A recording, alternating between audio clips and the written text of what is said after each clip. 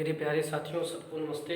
मैं राम केवल सर आज आप लोगों को कक्षा 10वीं का एक बहुत महत्वपूर्ण टॉपिक पढ़ाने वाला हूं, त्रिभुज ट्रायंगल्स के बारे में। मेरे प्यारे साथियों, सबसे पहले तो मैं आपसे ये कहना चाहूँगा कि मेरे वीडियो को शुरू से अंत तक देखें।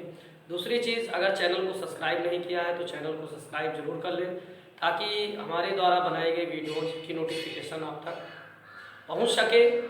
और मैथ बिल्कुल भी ईजी है, कोई डिफ़िकल्ट नहीं है, बस आराम से देखते जाइए।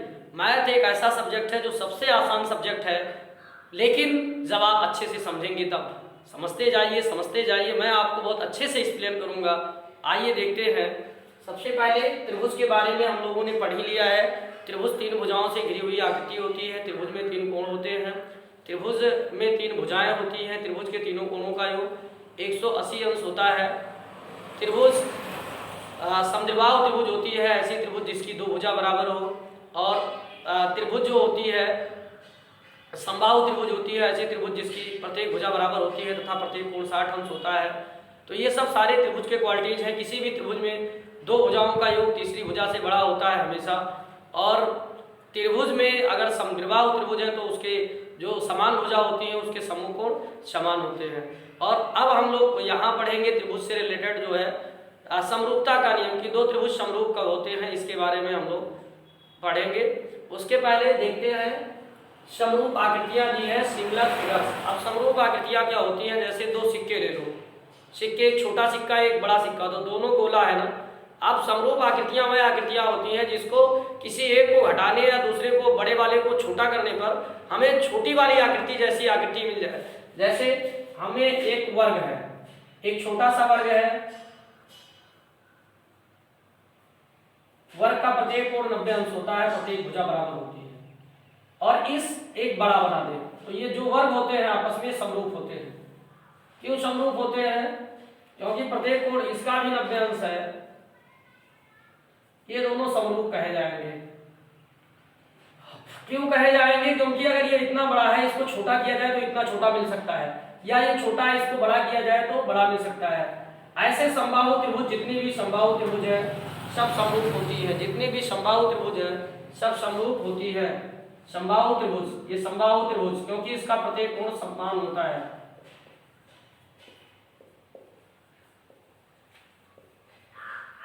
अब दो आयत भी समरूप हो सकते हैं। दो वृत्त हमेशा समरूप होते हैं। वृत्त क्या होते हैं? हमेशा समरूप होते हैं।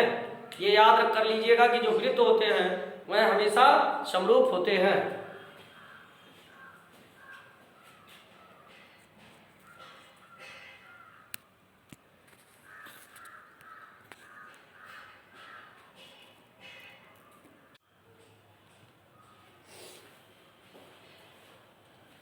तो दो वर्ग हमेशा समरूप होते हैं, दो समबाहु त्रिभुज समरूप होते हैं, दो वृत्त भी, क्योंकि छोटे वृत्त को बढ़ाया जाएगा तो एक बड़ा वृत्त बन जाएगा, या बड़े वृत्त को छोटा किया जाएगा तो इसके बराबर मिल सकता है। और इनकी भुजाएं समानुपात में होती हैं। अगर त्रिभुज है, दो त्रिभुज समरूप है तो इनके कोण समान होते हैं आपस में। और किसी भी त्रिभुज में दो त्रिभुज उस समय समरूप होते हैं यदि एक त्रिभुज के दो कोण दूसरे त्रिभुज के दो कोणों के बराबर हो, तो वो दोनों त्रिभुज आपस में समरूप होते हैं। या कोई एक कोण बराबर हो और उनकी भुजाएं समानुपात में हो। अगर दो त्रिभुज समरूप हो गए तो उनकी भुजाएं समानुपात में होती हैं हमेशा। चलिए आइए प्रश्नावली 6.1 के कुछ सवालों को हल करते हैं। सभी वृत्त होते हैं, क्या होते हैं? अब भाई वृत्त हमने क्या बताया? समरूप होते हैं ना। तो यहाँ क्या फिलअप किया जाएगा? समरूप। यहाँ फिलअप करेंगे समरूप। सभी वर्ग क्या होते हैं? सभी वर्ग समरूप होते हैं क्योंकि इनकी संगत कोण 90 अंश और संगत भुजा मान लो ये 5 सेमी है, सब इधर वाला 10 सेमी सब है, तो क्या आएगा? इसका अनुपात करो, 5/10 1/2 सबका अनुपात आएगा ना। तो ये भी समरूप होते हैं।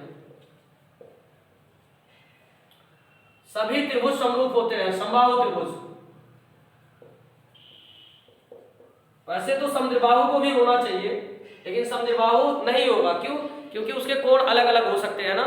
एक त्रिभुज के दो कोण दूसरे त्रिभुज के दो कोण के बराबर हो, तो इसीलिए समबाहु जो आपकी समद्विबाहु है ये करेक्ट नहीं है। क्योंकि समबाहु त्रिभुज चाहे आप छोटा बनाए, समबाहु त्रिभुज चाहे बड़ा बनाए, चाहे आप समबाहु त्रिभुज इतना छोटा सा बना ले, चाहे समबाहु त्रिभुज इतना सा छोटा बना ले, लेकिन इसका एंगल जो है वो 60 अंश ही रहेगा।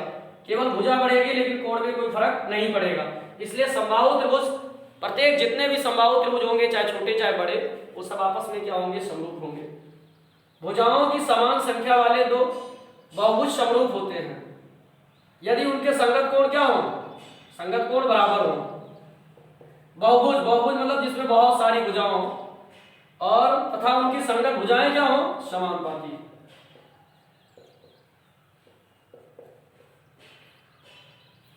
फिर आगे दिया है कि निम्नलिखित युग्मों को के दो भिन्न भिन्न उदाहरण दीजिए। अब भिन्न उदाहरण क्या देना है इसमें, पहला क्वेश्चन कह रहा है इसमें कि समरूप आकृतियां हो, तो समरूप आकृतियां देना है।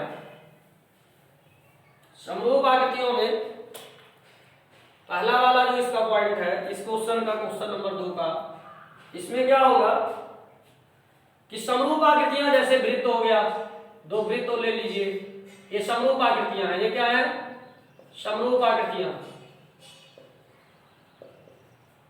उसके बाद में हम लोग ले सकते हैं दो वर्ग ले लीजिए, ये भी समरूप आकृतियां हैं। या समबाहु त्रिभुज ले लीजिए, एक बड़ा एक छोटा ले लो, कोई दिक्कत नहीं है, ये वर्ग है, ये दोनों क्या है, वर्ग। ये भी समरूप आकृतियां हैं, समरूप।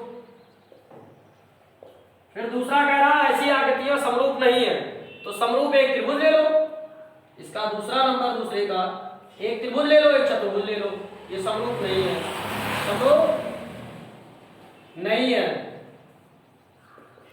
फिर एक वृत्त ले लो, एक वर्ग ले लो, ये भी समरूप नहीं है, समरूप नहीं है।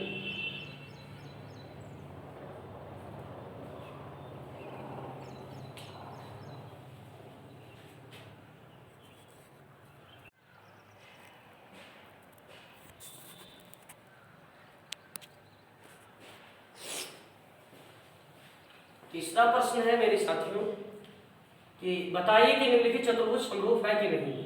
तो ये देखिए, ये चतुर्भुज ये भी दिया है, ये भी दिया है। इसमें भुजाओं में तो समानुपात है, क्योंकि ये 1.5 है, ये 3 है, सब सारी भुजा इसकी 1.5 है, इसकी 3 है, तो भुजाओं में समानुपात है, भुजाओं में समानुपात है, किंतु कोण बराबर नहीं है, क्योंकि इसका 90 अंश है लेकिन इसका 90 अंश नहीं है। भाई 90 अंश कोण भी बराबर होना चाहिए, तो इस त्रिभुज का किंतु समानुपात है, भुजाओं में समानुपात है, किंतु कोण बराबर नहीं है, बराबर नहीं है, अतः दोनों आकृतियां समरूप नहीं है, दोनों आकृतियां